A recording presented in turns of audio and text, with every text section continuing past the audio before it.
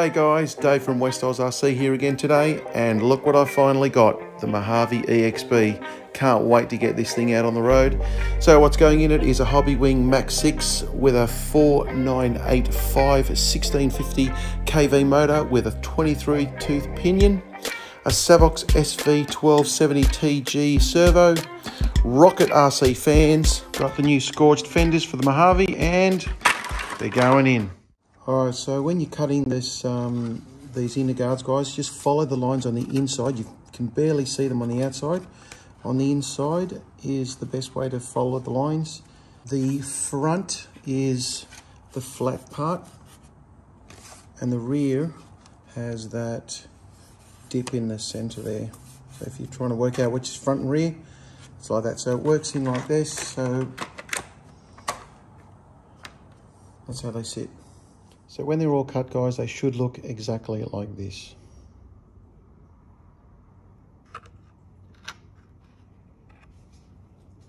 That's the rear. I left that little bit of tab on the edge there. Just gives you a bit of extra dirt protection. I added the Gorilla tape or gaff tape to the bottom corners. I left this side also like that. This is the front. I cleaned up all the front end like that.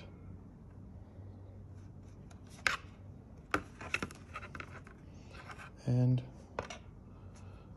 they fit just like that.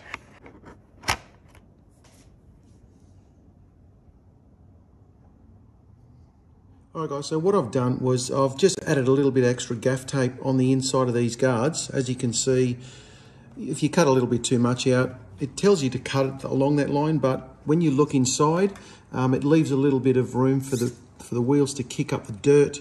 So all you do is just add a little bit of extra tape, and it's as easy as this. You just throw that on there, and you fold it over, and it gives you a pretty strong, that will work really, really well on keeping all the dirt out of the center of the truck.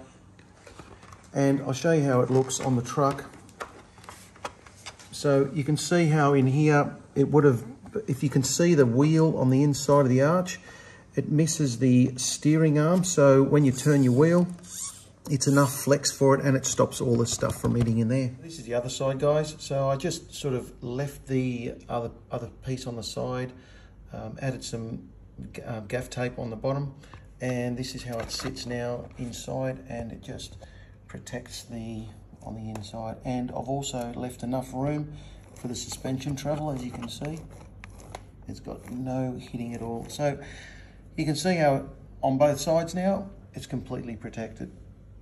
Alright guys, so you also got to remove the rubber body protector strips that are inside here because they're a little bit too thick. You've also got to elongate the holes of the body pins, which I'll show you in a sec. Alright guys, so this is how we elongate the holes in the body pins. This is explained by Scorched Parts. So we just heat this up. Now if you've got a bit of plastic on there, it'll just burn to ash. Don't worry about it, just keep burning it and it'll just dissipate. Get it so that it's nice and red hot. It's a bit of copper bar, and you can see it glowing a little bit red there. And all the plastic's been burnt off it. And while it's hot like this, you put it into the hole. You just lift the bar up and you just make the hole slightly bigger.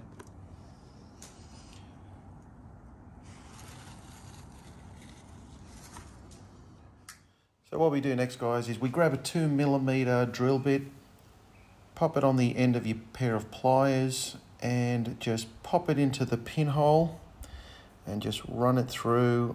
And I just ream that hole out like that. And that cleans out any crap that's in there. Clean the edges off front and rear of the hole. Clip that off because your body needs to go over it.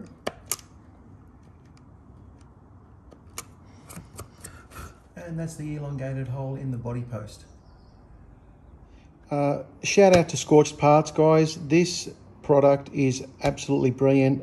Thanks so much to Scorched Parts. Highly recommend if you guys have got either an EXB Mojave or any Mojave or even an infraction. Highly recommend them. Go and get them for sure. I just want to go through a couple of things with you guys. You may know it, you may not. I don't know for you guys that don't.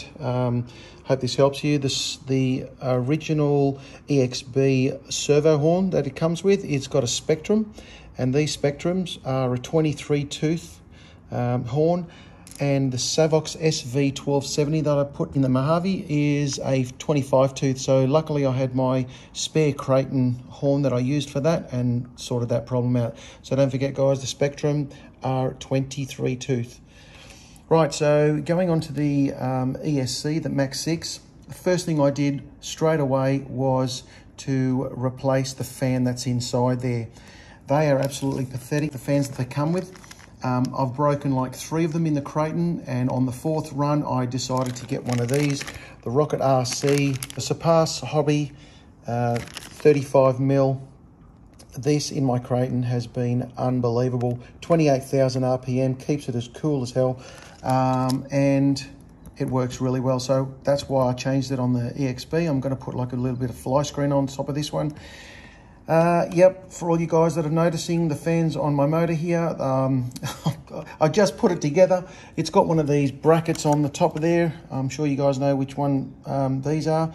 It's, as it was spinning, it touched the top of that and it just snapped off. These blades are so weak and just cheap, nasty fans. They're just garbage. So I'm getting the 40mm in these, in the same fan. They're a 16,000 RPM, so I highly recommend that if you guys are going to run this type of fan and setup. Another thing that I did was I mounted the ESC to the actual plate via 3 screws. Now, if you turn your Max6 upside down, there's 4 holes under there. I actually use them as mounting holes. On my Creighton, it just got a bit hot sometimes, and the double-sided tape would just let go, off another jump, and the things were flopping around inside. So got fed up with that too, and I mark out the 3 holes on the bracket underneath, and I just screw it right into those 4 holes. Just use some 6 or 7mm screws, and it's good as gold, and it doesn't move at all. So you never have a problem with them coming off again. Another thing I did was off the bottom of the actual bracket that we're talking about, it comes across and it comes up. There's this thing here that holds the cables also in position. Because I'm not using a spectrum and the wires running across, these are running over the top, I actually cut it off with a grinder.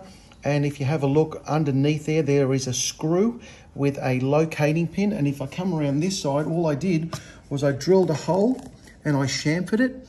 And you've got to drill a 2.5mm hole for the locating pin, and I did that to hold the cable support. Nice little idea. You guys might want to use that. Just saves your wires flopping around everywhere, especially if you've got a fan set up. You don't want the cables hitting the fan area and all that. It just keeps them nice and sturdy. All right, guys, that's it from me again. Thanks for watching. Give us a thumbs up and subscribe, and we'll see you on the next one. Cheers.